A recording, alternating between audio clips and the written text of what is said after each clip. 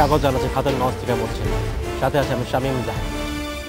GDP প্রবৃদ্ধি এবং মূল্যস্ফীতি এখন থেকে 2005-06 সাল থেকে অর্থ বছর থেকে ভিত্তি বছর হিসেবে ধরা হয়েছে এবং এটা জানিয়েছেন অর্থমন্ত্রী আব্দুল মাল আবুল মুহিত। সেই হিসাবে গত অর্থ বছরে মাথাপিছু আয় বেড়ে দাঁড়িয়েছে $1044। নতুন ভিত্তি বছরের অনুযায়ী জিডিপি বেড়েছে 6.18%। এই প্রেক্ষিতে আজ আমরা আলোচনা করব দেশের সামষ্টিক অর্থনীতি নিয়ে। এই নিয়ে কথা বলতে আমার সাথে জড়িত রয়েছেন পরিকল্পনা কমিশনের সদস্য ডক্টর শামসুল আলম।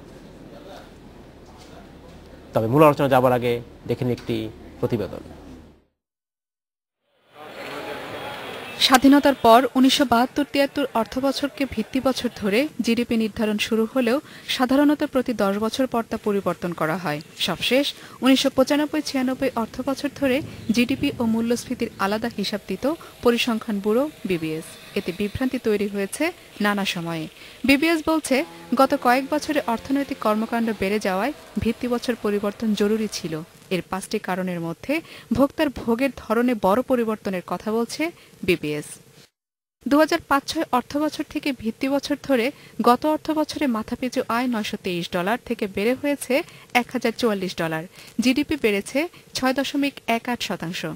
আর জিডিপি পাড়ার প্রধান 3টি খাত, কৃষিতে 9, শিল্পে 5 ও সেবা খাতে 16% জিডিপি বেড়েছে। অর্থমন্ত্রী বলছেন, এই হিসেব উন্নয়ন সহযোগীরা সহ সবার কাছে গ্রহণযোগ্য হবে।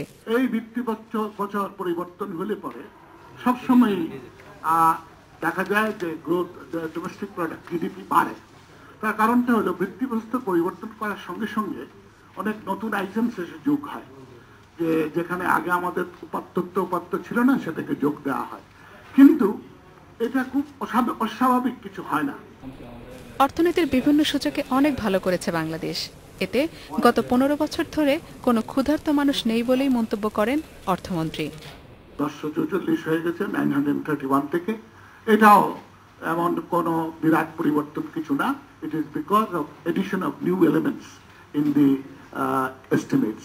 এবং ব্যাকওয়ার্ড ক্যালকুলেশন করলে সেখানেও দেখবে যে আগের যেখানে 600 ছিল সেটা হয়তো 670 হয়ে গেছে। So that is acceptable all over the world. ভিত্তি বছর পরিবর্তনের কারণে অর্থনীতির সঠিক চিত্র উঠে আসবে বলে মনে করেন পরিসংখ্যান সংশ্লিষ্টরা। জিমি আমির, ইন্ডিপেন্ডেন্ট নিউজ, ঢাকা।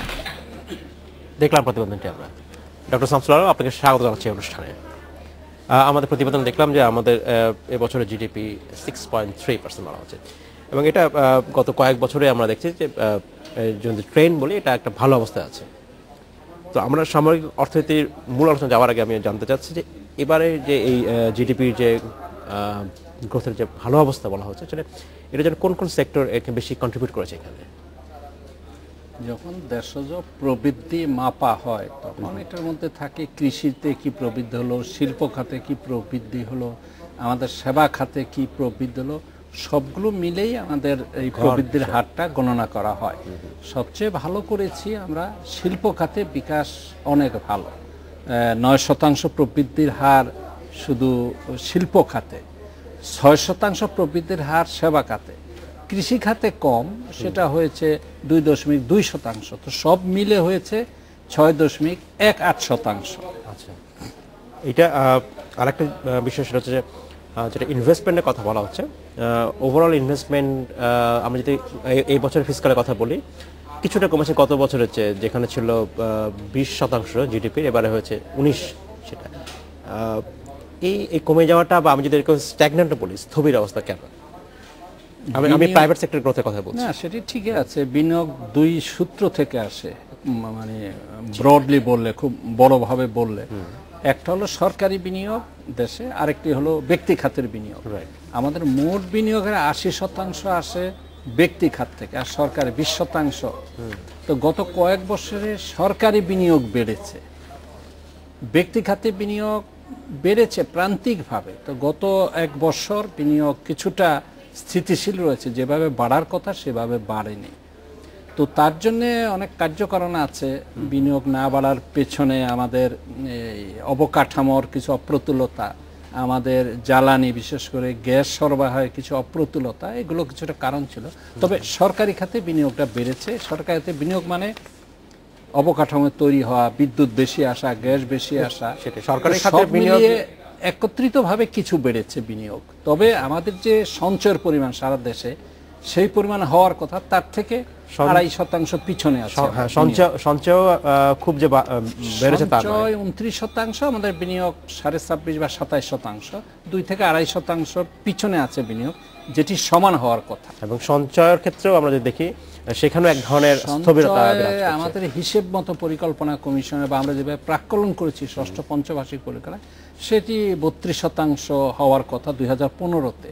তো সেই হিসাবে সঞ্চয়ের পরিমাণ সেই পরিমাণে আমরা এগোতে পারিনি। এটা কেন হয়েছে বলে আপনার মনে হয়? সঞ্চয় হলো প্রবৃদ্ধি 7.3% গড়ে হওয়ার কথা, আমরা ওর নিচে আছি। তো দেশজ আয় বৃদ্ধি পেলে, মানুষের কর্মকাণ্ড বৃদ্ধি পেলে সঞ্চয় বাড়ে।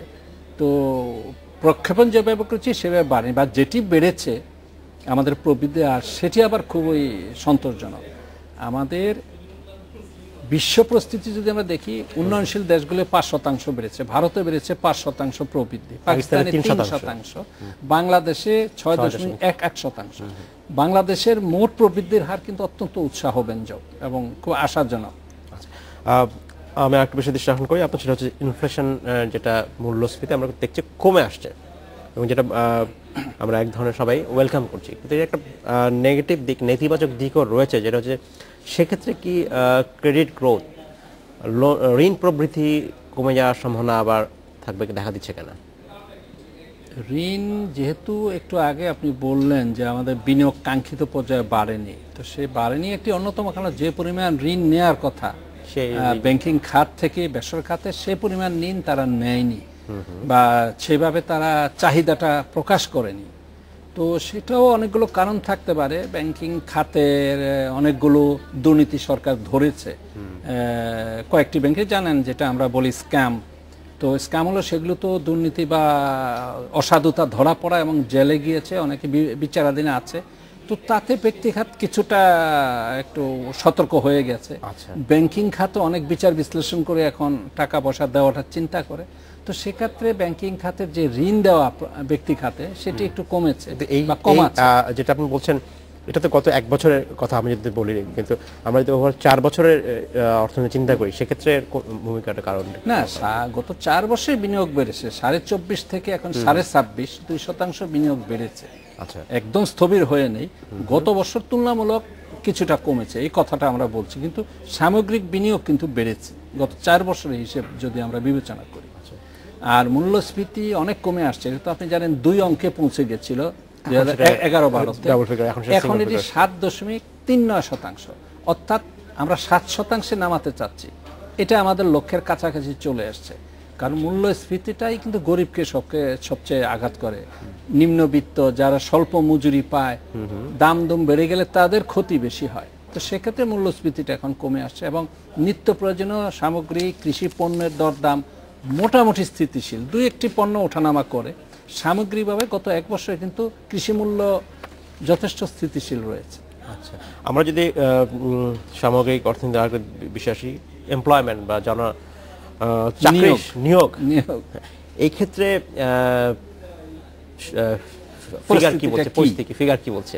হ্যাঁ, নিয়োগ আপনাকে একটু সহজ হিসাব বলে এটা অনেকে বুঝবেন। আমরা যে জাতীয় প্রবৃদ্ধির কথা বলি, 1% প্রবৃদ্ধি হওয়া মানে ওই বছর 2.5 লক্ষ কর্মসংস্থান সৃষ্টি হওয়া। রাইট। তো 6% প্রবৃদ্ধি হওয়া মানে 15 লক্ষ কর্মসংস্থান সৃষ্টি হওয়া। তো এভাবে গত 4 বছরে, 4.5 বছরে প্রায় 62 লক্ষ কর্মসংস্থান সৃষ্টি হয়েছে নতুন, এবং বিদেশে পাঠিয়েছি আমরা 20.5 লক্ষ। এই হিসাবে 82,60,000 নতুন কর্মসংস্থান অর্থনীতিতে সৃষ্টি হয়েছে। এবং 2015 নাগাদ যে প্রক্ষেপণ আমরা করেছি পরিকল্পনায়, ষষ্ঠ পঞ্চবার্ষিক পরিকল্পনা, যে 1 কোটি কর্মসংস্থান তৈরি হবে, সেটি প্রায় লক্ষ্যের কাছে আমরা যেতে পারবো যদি প্রবৃদ্ধির হার এবছর ভালো থাকে, এবং 2015 পর্যন্ত প্রবৃদ্ধির হার যদি ভালো হয়, আমরা প্রায় লক্ষ্যে পৌঁছে যাব কর্মসংস্থান। এই ক্ষেত্রে ডোমেস্টিক এমপ্লয়মেন্ট, যে দেশে যে চাকরি, সেইখানটা কি কাঙ্ক্ষিত লক্ষ্যে আপনি পৌঁছাতে পেরেছেন? নিয়োগের হার যদি বলেন, আমরা যেটা পরিমাপ করি, আইএলএর একটা ফর্মুলা দিয়ে আমরা পরিমাপ করি, যে এই কর্মহীনতা বা যেটা বেকার সমস্যা বলি, 4.5 5 ছিল, এখন 4.7। বেকার সমস্যা কিছুটা বেড়েছে ওই অর্থে যে জনসংখ্যা অনেক বেড়েছে, গত 4 বছর জনসংখ্যা এক জায়গায় নেই, তো প্রচুর কর্মের চাহিদা বেড়েছে, সেই পরিমাণে বাড়েনি, কিন্তু মোট যেটা বেড়েছে সেটিও খুব আশাজনক। এবং বেকারত্ব আমরা কমিয়ে আনার আপ্রাণ চেষ্টা করা হচ্ছে, সেই জন্য উচ্চ প্রবৃদ্ধির কথা বলছে এবং অর্জনের চেষ্টা করছে। ধন্যবাদ ডক্টর আলম। আমাদের সময় হচ্ছে বিরতিতে যাবার, ফিরে এসে আমরা আবার কথা বলবো। সময় হলো একটি বিরতিতে যাবার, ফিরছি শীঘ্রই, সাথেই থাকবেন।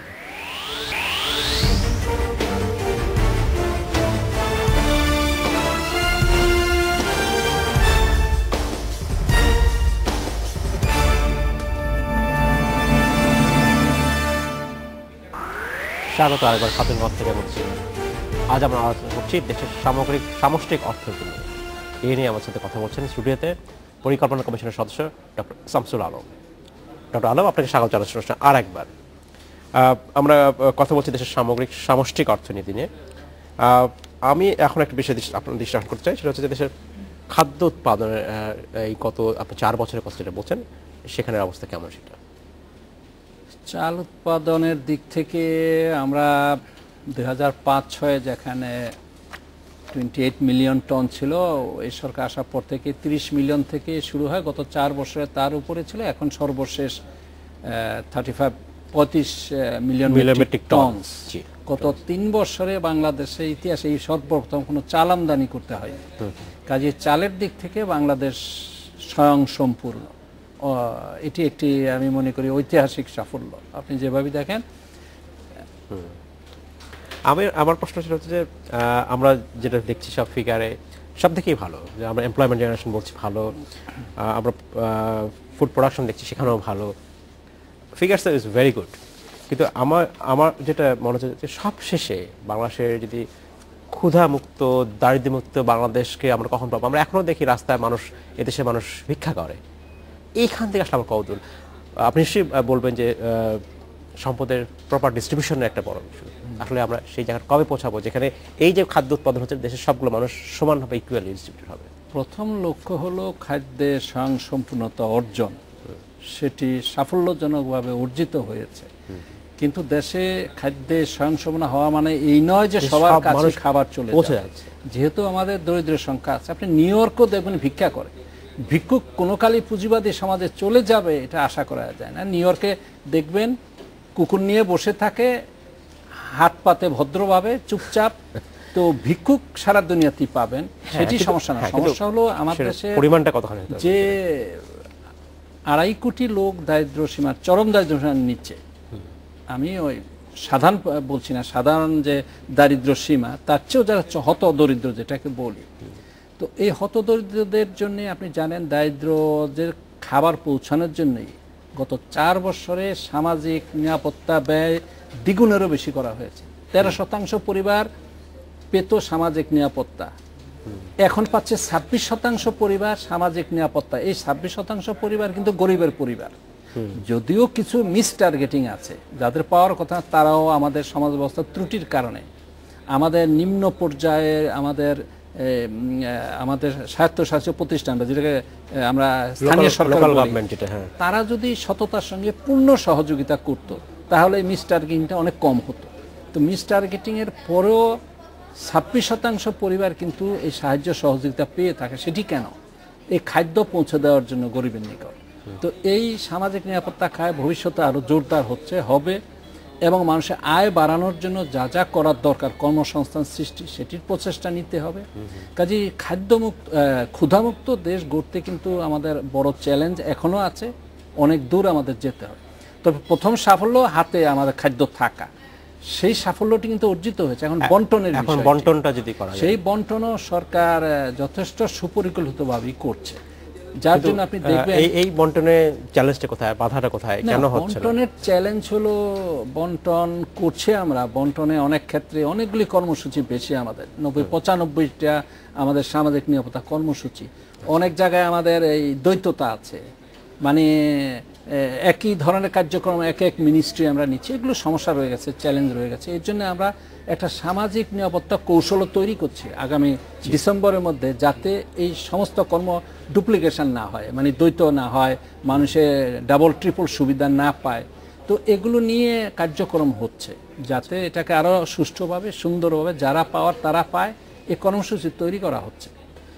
আমরা যে দেখলাম 4 বছরে যে সামগ্রিক সমষ্টিক অর্থনীতি ভালো একটা অবস্থা, বলতে পারি রাইট ট্র্যাক। সামনে রাজনৈতিক অসন্তোষ আমরা দেখছি, যেটা শুধু এই বছর না, আমরা যেটা দেখছি গত কয়েক বছরেই নির্বাচনের সময়, সেই বছরটায় নির্বাচনী বছরে এক ধরনের সংঘাত আমরা দেখছি প্রতিনিয়তই।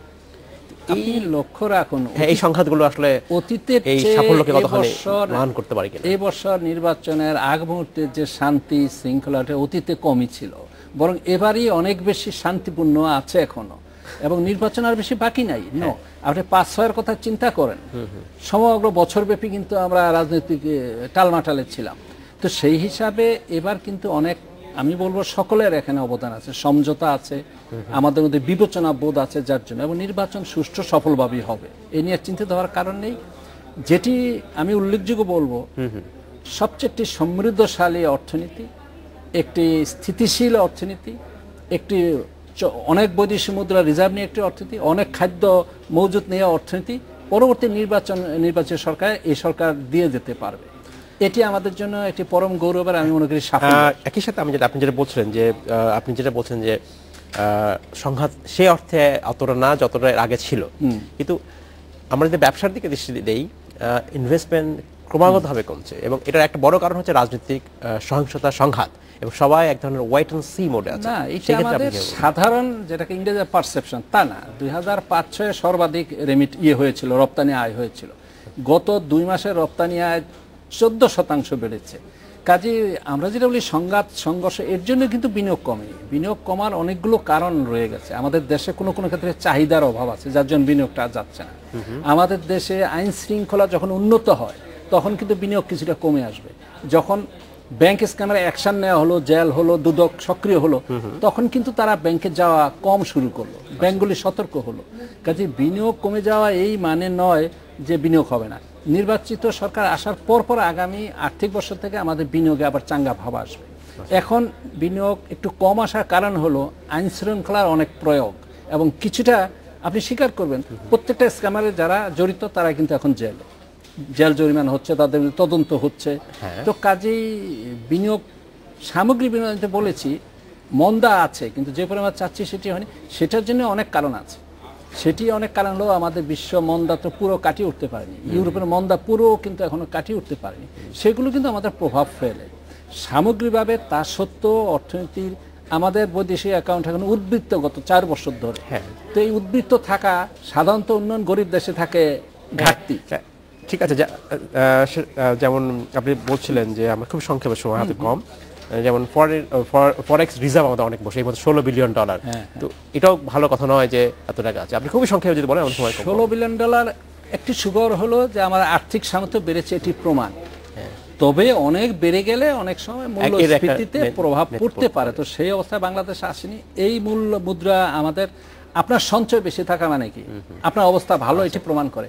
একটা রাষ্ট্রের সঞ্চয় বেশি থাকা, রিজার্ভ বেশি থাকা মানে তার স্বাস্থ্য ভালো। ধন্যবাদ ডক্টর আলম, আপনাকে অসংখ্য ধন্যবাদ। আমাদের সময় সর্বদা আজকে এখানে শেষ করতে হবে। ধন্যবাদ। এই ছিল আজকে আমাদের খাতুনগঞ্জ থেকে মধ্যে, আমাদের সাথেই থাকবেন, দেখা হবে আবারও।